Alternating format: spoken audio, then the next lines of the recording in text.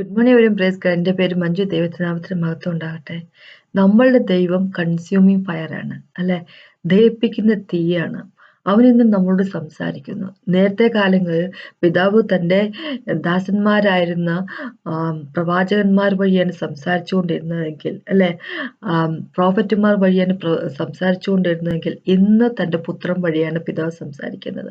ആ പുത്രൻ സംസാരിക്കുക നമ്മളോട്. പുത്രൻ സംസാരിക്കാൻ നമ്മൾ കേട്ടില്ല എങ്കിൽ, പുത്രൻ സംസാരിക്കുന്ന റിജക്റ്റ് ചെയ്തിട്ട് നമ്മുടെ ഇഷ്ടത്തിന് പ്രകാരമുള്ള ജീവിതമാണ് ജീവിക്കാൻ താല്പര്യപ്പെടുന്നതെങ്കിൽ, അല്ലെ, കൺസ്യൂമിങ് ഫയറിൽ വീണ് നമ്മൾ ഒടുങ്ങുക തന്നെ ചെയ്യും, അല്ലെ? നമുക്കറിയാം ദൈവം ഇങ്ങനെയാ പറഞ്ഞിരിക്കുന്നത്, ഒരിക്കൽ കൂടെ ദൈവം എന്താ പറയുക, ഭൂമിയെയും സ്വർഗത്തെയും കുലുക്കുന്നു. ആ കുലുക്കുമ്പോൾ, അല്ലെ, സ്റ്റെബിലിറ്റി ഇല്ലാത്തതൊക്കെ, ഫൗണ്ടേഷൻ ഇല്ലാത്തതൊക്കെ താഴെ വരിക തന്നെ, നശിക്കുക തന്നെ ചെയ്യും. അപ്പോൾ അങ്ങനെ ഒരവസ്ഥ നമ്മൾക്കുണ്ടാകരുത്. അതിനുവേണ്ടി പുത്രൻ സംസാരിക്കുന്ന കേൾക്കുക, അതനുസരിച്ച് ജീവിക്കുക. അതാണ് എനിക്കിന്ന് പറയാനുള്ളത്. നമുക്കൊന്ന് പ്രാർത്ഥിക്കാം. പ്രാർത്ഥിച്ച് സംസാരിക്കാം. എത്ര സമയത്ത് നന്ദി പറയുന്നു. Thank you Jesus master. അങ്ങയുടെ കൃപയ്ക്കായിട്ട് നന്ദി പറയുന്നു കർത്താവെ. Thank you Lord God almighty. അങ്ങയുടെ വചനത്തിനായിട്ട് നന്ദി പറയുന്നു. ഞങ്ങളോട് സംസാരിക്കുന്നതിനായിട്ട് നന്ദി പറയുന്നു കർത്താവെ. ഓ ലോർഡ് ജീസസ് മാസ്റ്റർ, ഞങ്ങൾക്കൊരു ഹൃദയം കർത്താവെ, അങ്ങയുടെ വചനം കേട്ട് അനുസരിച്ച് ജീവിക്കാനുള്ള ഹൃദയം തന്നതിനായിട്ട് നന്ദി പറയുന്നു കർത്താവ്. Lord Father God, Holy Spirit ഗോഡിനെ കൊണ്ട് മുദ്രയിട്ടായിട്ട് നന്ദി പറയുന്നു കർത്താവെ. സത്യത്തിലേക്ക് ഞങ്ങളെ നയിക്കുന്നതിനായിട്ട് നന്ദി പറയുന്നു holy spirit god. Thank you so much master. വരും കാലങ്ങളിൽ കർത്താവെ അങ്ങനെ മാത്രം ആശ്രയിച്ചുകൊണ്ട്, അങ്ങയുടെ ഗ്ലോറിക്ക് വേണ്ടി മാത്രം ജീവിച്ചുകൊണ്ട് കർത്താവ്, അങ്ങയുടെ വചനം കേട്ടുകൊണ്ട് കർത്താവ്, വചനം അനുസരിച്ചുകൊണ്ട് ജീവിതം അതായിരിക്കട്ടെ ഞങ്ങളുടേത് കർത്താവ്. താങ്ക് യു എൻ്റെ പ്രൈസ് മാസ്റ്റർ യേശുവിൻ നാമത്തിൽ. നമുക്ക് എബ്രായരിലേക്ക് പോയി എബ്രായന്റെ 12ാമത്തെ ചാപ്റ്ററിന്റെ 18 തൊട്ട് 29 വരെയുള്ള വാക്ക്. എബ്രായർക്ക് ഇത് ലേഖനത്തിന്റെ ഒരു എബ്രായർക്ക് ഇത് ലേഖനത്തെ പറ്റി പറയുവാണെങ്കിൽ നമുക്കറിയാം ഓതർ പോളാണെന്ന് നമുക്ക് അനുമാനിക്കാം. പക്ഷെ ഇത് ബൈബിളിൽ എഴുതിയിട്ടില്ല. പക്ഷെ അതിന്റെ എഴുത്തിന്റെ ശൈലിയെ കാണുമ്പോൾ പോള് തന്നെയാണ് എന്ന് നമ്മൾ അങ്ങോട്ട് ഊഹിക്കുവാണ്. പിന്നെ എന്താന്ന് വെച്ചാൽ എബ്രായരുടെ ഈ വിശ്വാസികൾ ഒരു കാലത്ത് അവര് എന്താ പറയുക, ജൂതന്മാരുടെ സകല ട്രഡീഷൻസും ഒക്കെ ഉപേക്ഷിച്ചുകൊണ്ട്, ലോയും എല്ലാം ഉപേക്ഷിച്ചുകൊണ്ട്, ന്യായപ്രമാണം എല്ലാം ഉപേക്ഷിച്ചുകൊണ്ട്, ന്യായപ്രമാണം യേശുക്രിസ്തു ഫുൾഫിൽ ചെയ്തു. പക്ഷെ പിന്നെയും ജൂതന്മാര്, അല്ലെ, ന്യായപ്രമാണത്തിൽ കടിച്ചു തൂക്കി കിടന്നു. അപ്പൊ അതൊക്കെ വേണ്ടെന്ന് വെച്ചുകൊണ്ട് യേശുവിൽ വിശ്വസിച്ചുകൊണ്ട് അവര് വന്നതാണ്. അവരുടെ ട്രഡീഷനിൽ നിന്നെല്ലാം പുറത്തിറങ്ങിക്കൊണ്ട്. പക്ഷെ പെർസിക്യൂഷൻ അങ്ങ് തുടങ്ങി കഴിഞ്ഞപ്പോഴേക്കും അവർക്ക് നിൽക്കാൻ പറ്റുന്നില്ലാത്ത ഒരവസ്ഥയായിരിക്കുന്നു. അപ്പോൾ അവരെന്ത് പറ്റിയെന്ന് വെച്ച് കഴിഞ്ഞാൽ തിരിച്ച് ലോയിലേക്ക് തന്നെ പോകാൻ എന്നുള്ള തീരുമാനം എടുക്കുന്നു, അല്ലെ? അപ്പം ഇതിന്റെ ഓതർ, ഈ ബുക്കിന്റെ ഓതർ പറയും അങ്ങനെയല്ല, യേശുവാണ് എല്ലാവരെക്കാളും സുപ്രീം. കാരണം വെച്ചാൽ യേശു ക്രിയേറ്ററാണ്, അല്ലെ, സൃഷ്ടാവായ ദൈവമാണ്. അപ്പൊ അങ്ങനെയാകുമ്പോൾ എല്ലാത്തിനേക്കാളും വലുതാണല്ലോ. അപ്പൊ ആദ്യം തുടങ്ങുന്ന തന്നെ പറയുന്ന മാലാഖന്മാർ, അല്ലെ, ഏഞ്ചൽസിനേക്കാളും വലുതെന്ന് പറഞ്ഞു. ഏഞ്ചൽസ് വെറും സ്പിരിറ്റ്സ് ആണ്, അല്ലെ, മിനിസ്റ്ററിങ് സ്പിരിറ്റ്സ് മാത്രമാണ്. പക്ഷെ ദൈവം യേശുക്രിസ്തു എല്ലാവരെക്കാളും വലുതാണ് എന്ന് പറയുന്നത്. പിന്നെ മോസസിനേക്കാളും വലുതാണ് യേശു എന്ന് പറഞ്ഞു. കാരണം മോസസ് ക്രിയേറ്റ് ചെയ്യപ്പെട്ടിരിക്കുന്ന ഒരു വ്യക്തിയാണല്ലോ. പിന്നെ എന്താ പറയുക, യേശുവിന്റെ പ്രീസ്റ്റ്ഹുഡിനെ പറ്റി പറയുന്നു, അല്ലെ, ആരോണിക്കായിട്ടുള്ള പ്രീസ്റ്റ്ഹുഡിനേക്കാളും വലുതാണ് യേശുവിന്റെ പ്രീസ്റ്റ്ഹുഡ് എന്ന് പറയുന്നു, അല്ലെ, പൗരോഹിത്യം എന്ന് പറയുന്നത്. തന്റെ സ്വന്തം രക്തം കൊണ്ടാണ് പിതാവിന്റെ പക്കത്തേക്ക് എൻട്രി ചെയ്തിരിക്കുന്നത്. അതുകൊണ്ട് തന്നെ നമ്മൾക്കും ഒരു പുതിയ വേ, അല്ലെ, ഇങ്ങനെയല്ല 10ാമത്തെ ചാപ്റ്ററിൽ ഇങ്ങനെ പറഞ്ഞിരിക്കുന്നു, ഒരു പുതിയതായിട്ടുള്ളൊരു വഴി, ജീവനുള്ളൊരു പുതിയതായിട്ടുള്ള വഴി നമുക്ക് വേണ്ടി തുറന്നു തന്നിരിക്കുന്നു. പിതാവിന്റെ സന്നിധിയിലേക്ക് എൻട്രി ചെയ്യുന്നതിന് വേണ്ടി, ഹോളി ഓഫ് ഹോളീസിലേക്ക്. നേരത്തെ ആരന്, അല്ലെങ്കിൽ ആരന്റെ മകന്, അല്ലെ, ആരൻ കഴിഞ്ഞു വരുന്ന ഹൈപ്രീസ്റ്റിന് ആർക്കാണോ അവർക്ക് മാത്രം വർഷത്തിൽ ഒരു പ്രാവശ്യം മാത്രം എന്താ പറയുക, രക്തവുമായിട്ട് എൻട്രി ചെയ്യാൻ പറ്റും. ആടുകൊറ്റന്മാരുടെ അല്ലെങ്കിൽ കാളുകളുടെ രക്തമായിട്ട് എൻട്രി ചെയ്യാൻ പറ്റുമായിരുന്ന സ്ഥലത്ത് ഇന്ന് ആർക്ക് വേണേലും, അല്ലെ, യേശുവിൽ വിശ്വസിക്കുന്ന ആർക്ക് വേണേലും എൻട്രി ചെയ്യാം എന്നുള്ള ഒരു വലിയൊരു പ്രിവിലേജ്, അല്ലെ, നമ്മൾക്ക് ഓപ്പൺ ചെയ്ത് തന്നിരിക്കുവാണ്. അതിന് നമ്മളെ വേർതിയാക്കിയത്, അല്ലെ, നമ്മളെ അതിന് യോഗ്യത ഉള്ളവരാക്കി തീർത്തത് എങ്ങനെയെന്ന് വെച്ചാൽ യേശുക്രിസ്തു ക്രോസ് ഓഫ് കാൽവരി മരിച്ചുകൊണ്ടാണ്, അല്ലെ, നമ്മൾക്ക് വേണ്ടി, അല്ലെ, എല്ലാവരെയും, എങ്ങനെയല്ല പറഞ്ഞിരിക്കുന്നത്, റെവലേഷന്റെ അകത്ത്, വെളിപ്പാടിന്റെ അകത്ത് ഇങ്ങനെ പറഞ്ഞിരിക്കുന്നത്, എല്ലാ ചങ്ങളിൽ നിന്ന്, എവരി ട്രൈബിൽ നിന്നും, എല്ലാ ആളുകളിൽ നിന്നും, അല്ലെ, നമ്മളെ റോയൽ പ്രീസ്റ്റും ഹോളി നേഷനും ആക്കിക്കൊണ്ട് നമ്മളെ, അത് പറയുന്നത് ഇത് പത്രോസാണ് പറഞ്ഞിരിക്കുന്നത് 1-ാമത്തെ പത്രോസിന്റെ അകത്ത് 2ാമത്തെ ചാപ്റ്ററിലെ എന്താ പറയുന്നത്, 1 പത്രോസിലെ പറഞ്ഞിരിക്കുന്നത് നമ്മളെ റോയൽ പ്രീസ്റ്റ്ഹുഡ് ഹോളി നേഷനും ആക്കിക്കൊണ്ട് നമ്മളെ എൻട്രി ചെയ്യിപ്പിച്ചിരിക്കും ഹോളി ഓഫ് ഹോളീസിലേക്ക്. അതാണ് യേശു ക്രിസ്തു ചെയ്തിരിക്കുന്നത്. അപ്പൊ യേശു എല്ലാവരെക്കാളും മഹത്വമുള്ളത്. അപ്പൊ ഇങ്ങനെ ഇപ്പൊ 11ാമത്തെ ചാപ്റ്ററിന് മുമ്പേ എബ്രായർക്കെതിരായത്തെ 11ലേക്ക് വരുമ്പോ ഇങ്ങനെ പറഞ്ഞിരിക്കുക വിശ്വാസത്തിൽ ജീവിച്ച വ്യക്തികളെ പറ്റി പറയാം. അവരുടെ വിശ്വാസത്തെ പറ്റി പറയുമ്പോൾ അത് ദൈവത്തിന് വേണ്ടി നിന്ന ഒരു വിശ്വാസത്തെ പറ്റി പറയുന്നത്, അല്ലാതെ അവർക്ക് കുറെ കാര്യങ്ങൾ വേണം എന്നുള്ളതിനെ പറ്റിയല്ല, അങ്ങനെ പ്രാർത്ഥിച്ച് നേടിയ കാര്യത്തെ പറ്റിയല്ല പറയുന്നത്.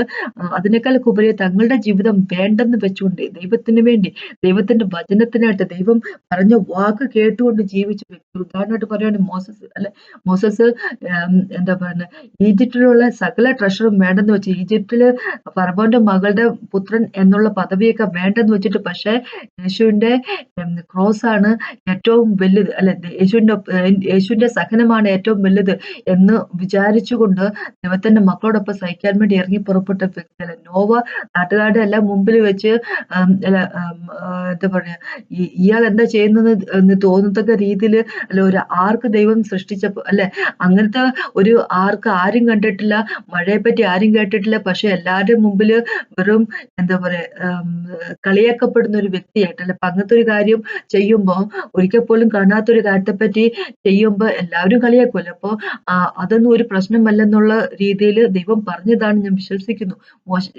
നോഹ പോലും കണ്ടിട്ടില്ല മഴ എന്നുള്ള കാര്യം, പക്ഷെ എന്നിട്ടും ഒരു ആർക്ക് സൃഷ്ടിക്കാൻ എന്താ പറയാ, സൃഷ്ടിക്കാൻ ദൈവം മാത്രമല്ലേ, പണിയാൻ പറഞ്ഞപ്പോ നോബി അത് ചെയ്യുന്നു. അങ്ങനെ പലരും അല്ലെ, എബ്രഹാമും അങ്ങനെ എല്ലാവരും അവര് ദൈവത്തിന് വേണ്ടി നിലകൊണ്ട വ്യക്തികൾ അല്ലെ. അങ്ങനത്തെ ഒരു ഫെയ്ത്തിനെ പറ്റി പറയുന്നത് 11ാമത്തെ ചാപ്റ്റർ. അതിനുശേഷം ഇങ്ങോട്ട് പറയുവാണ് അല്ലെ, നമ്മളുടെ മുമ്പിൽ ഇത്രയും വലിയൊരു ക്ലൗഡ് ഓഫ് വിറ്റ്നസ് ഉള്ളപ്പോ നമ്മളുടെ മുമ്പിൽ വെച്ചിരിക്കുന്ന നോട്ടം നമ്മൾ എൻഡുറൻസോട് കൂടി അത് തികയ്ക്കും അല്ലെ.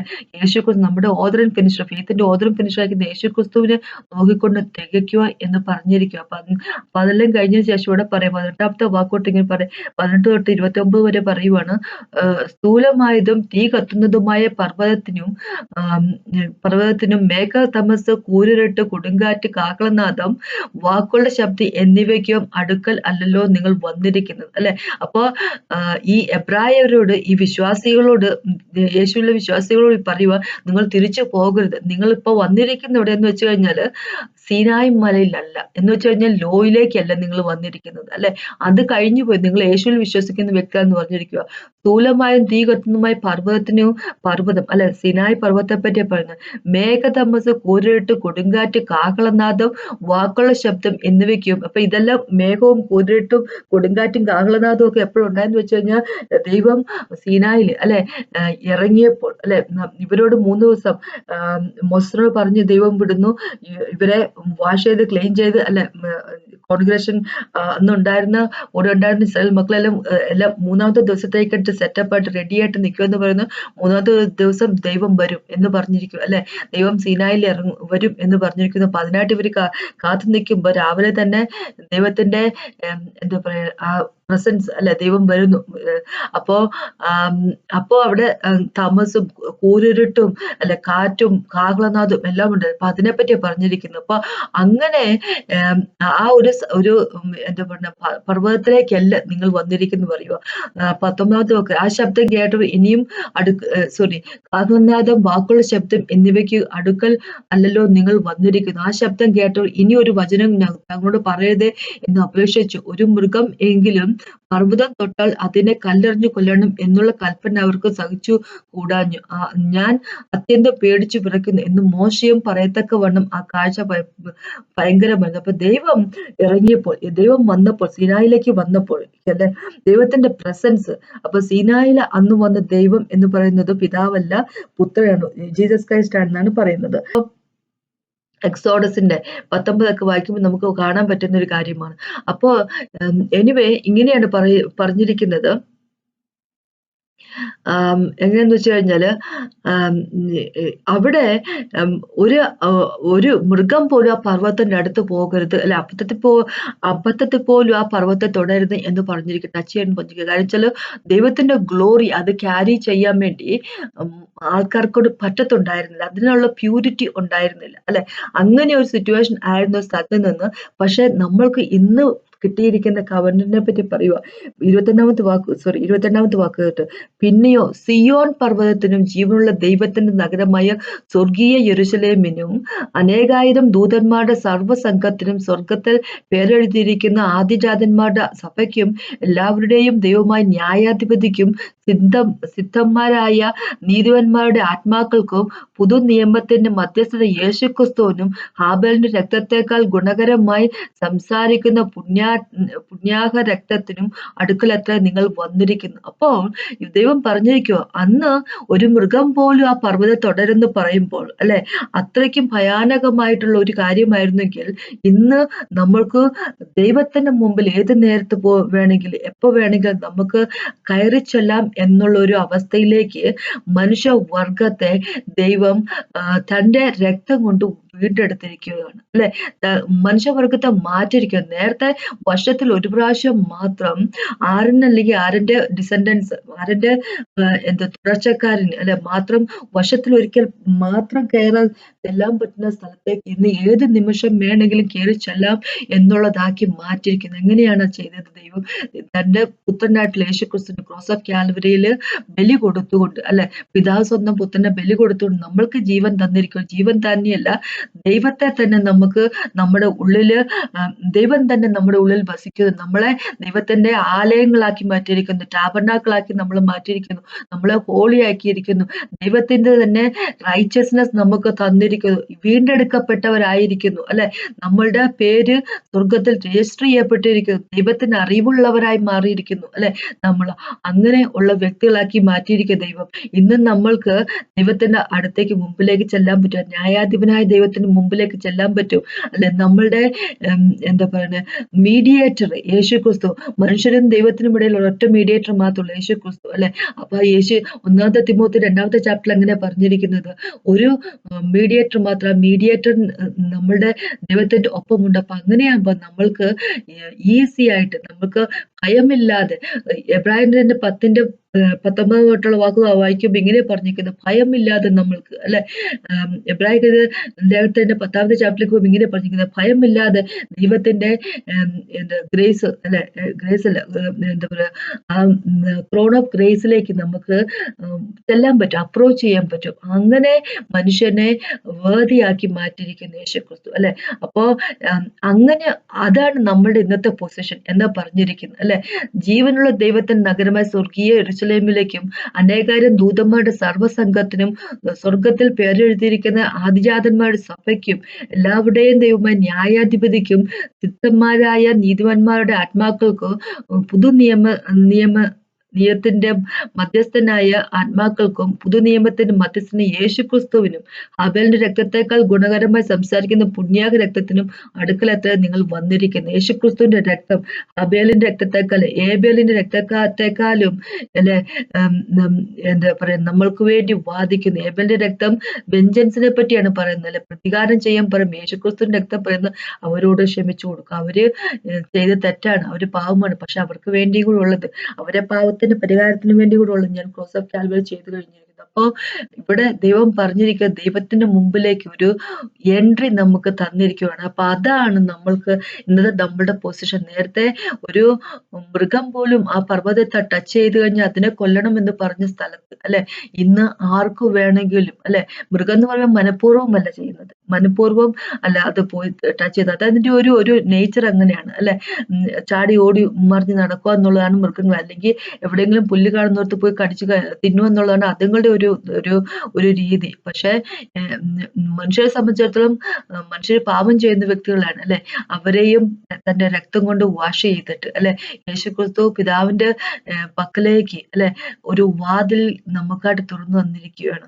അപ്പൊ അങ്ങനെ ഉള്ളത് നമ്മൾക്ക്, നമ്മളുടെ ജീവിതം വ്യത്യസ്തമാണ് അല്ലെ, നമ്മൾക്ക് തന്നിരിക്കുന്ന അവകാശം വ്യത്യസ്തമാണ് എന്നാ ദൈവം പറഞ്ഞിരിക്കുന്നത്. അപ്പൊ അങ്ങനെയാകുമ്പോ ഇനിയിവിടെ ദൈവം പറഞ്ഞിരിക്കുക, 25ാമത്തെ വാക്ക് വാക്കോട്ട് പറയാ, അരുളി ചെയ്യുന്നവനെ നിരസിക്കാതിരിപ്പാൻ നോക്കുവിൻ. ഭൂമിയിൽ അരുളി ചെയ്യുന്നവനെ നിരസിച്ചവർ തെറ്റി ഒഴിയാതിരുന്നു എങ്കിൽ സ്വർഗ്ഗത്തിൽ നിന്ന് അരുളി ചെയ്യുന്നവനെ നാം വിട്ടു മാറിയാൽ എത്രയധികം. അവന്റെ ശബ്ദം അന്ന് ഭൂമിയെ ഇളക്കി. ഇപ്പോഴോ ഞാൻ ഇനി ഒരിക്കലും ഭൂമിയെ മാത്രമല്ല ആകാശത്തെയും ഇളക്കും എന്നവൻ വാഗ്ദാനം ചെയ്തു.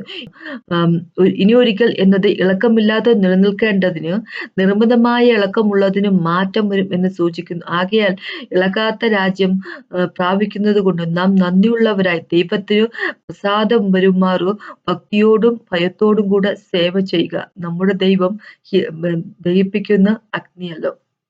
അപ്പോ എബ്രായ ഈ വിശ്വാസത്തോട് പറയുക, നിങ്ങൾ വന്നിരിക്കുന്നത് മൗണ്ട് സയോണിലേക്കാണ്, സീനായിലേക്കല്ല. എന്ന് വെച്ച് കഴിഞ്ഞാല് ലോയിന്റെ പാട്ടല്ല. നിങ്ങൾ തിരിച്ച് ലോയിലേക്ക് പോകാൻ നിങ്ങൾ ലോയിന്റെ പാട്ടല്ല, അത് കഴിഞ്ഞു പോയി.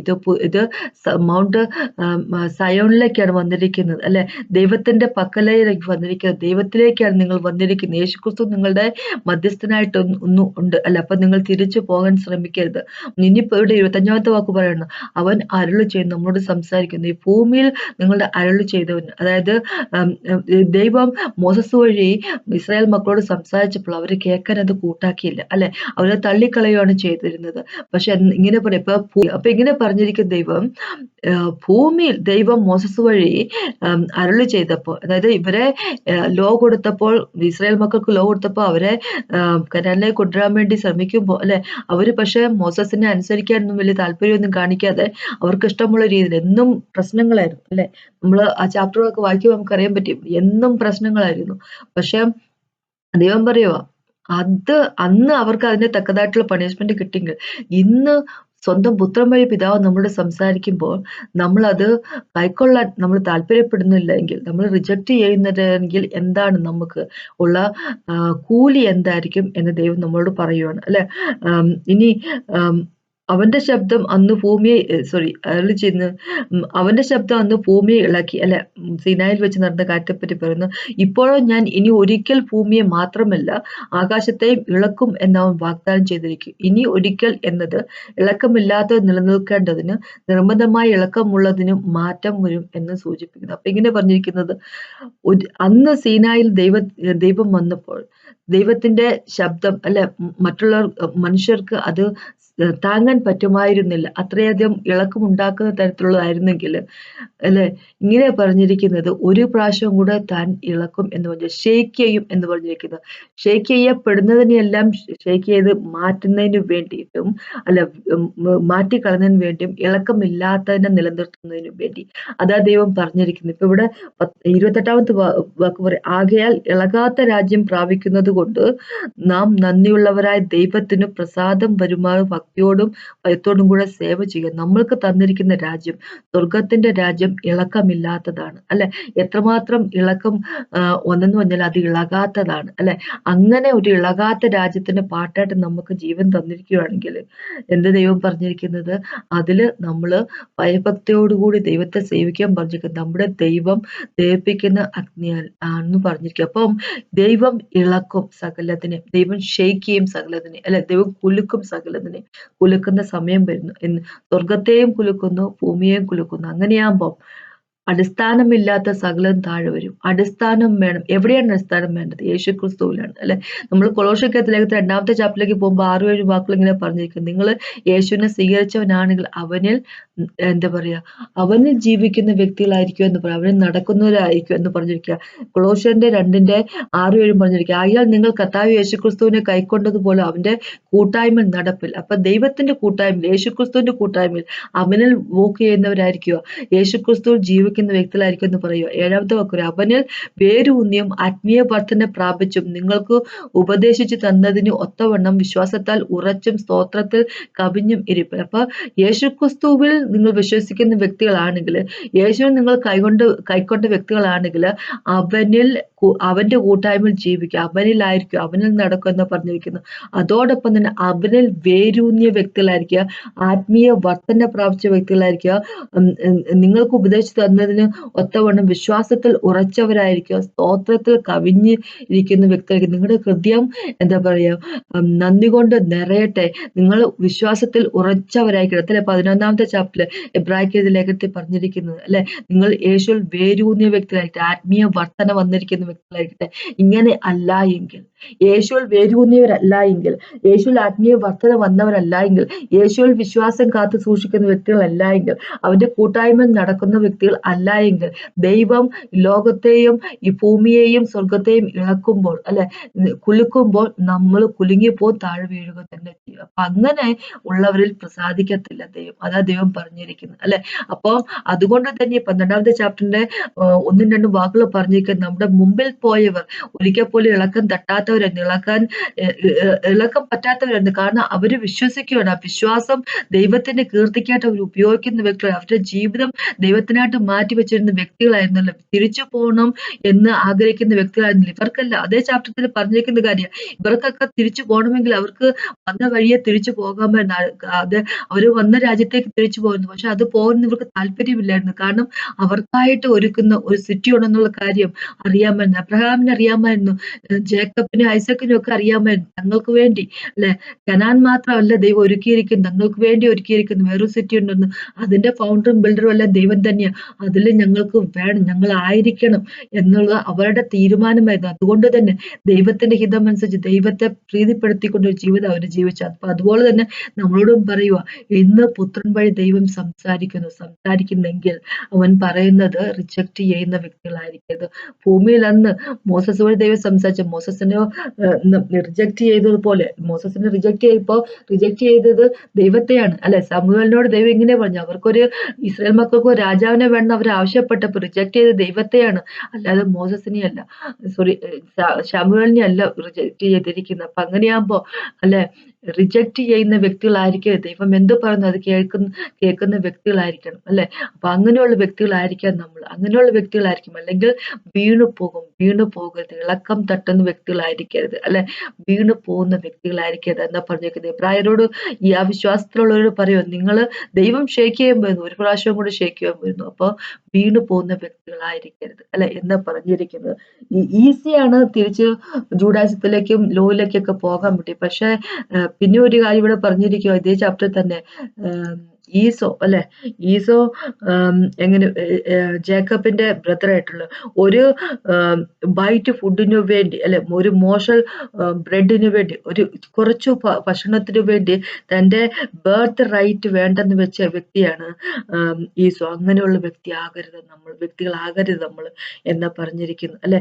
നമ്മുടെ ഇഷ്ടത്തിനായിട്ട് നമ്മൾക്ക് നിത്യതയിൽ ദൈവം ഒരുക്കുന്ന ആ കണ്ണു കണ്ടിട്ടില്ലാത്ത ചെവി കേട്ടിട്ടില്ലാത്ത ഒരു മനുഷ്യന്റെ ഇമാജിനേഷനിലേക്ക് പോലും എൻ്റർ ചെയ്യത്തില്ലാത്ത അത്രയും ഗ്രേറ്റ് ഉള്ള ആ സാൽവേഷൻ ദൈവം നമ്മൾക്ക് വേണ്ടി ഒരുക്കുമ്പോൾ അതിനെ തള്ളി പറഞ്ഞുകൊണ്ട് നമ്മുടെ ഇഷ്ടത്തിന് പോകുന്ന വ്യക്തികളായിരിക്കരുത് എന്ന് പറഞ്ഞു. ദൈവം എന്ത് പറയുന്നു അതനുസരിച്ച് കേട്ട് ജീവിക്കാം.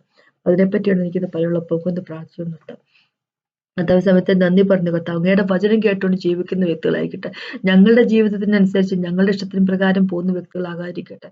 Thank you Jesus master. അങ്ങയിൽ മാത്രം പേരൊന്നിയ വ്യക്തികളായിരിക്കട്ടെ. യേശുവിൻ നാമത്തിൽ ആമേൻ. ഇത് കേട്ട നന്ദി. ദൈവത്തിന് മാത്രം ഉണ്ടാകട്ടെ.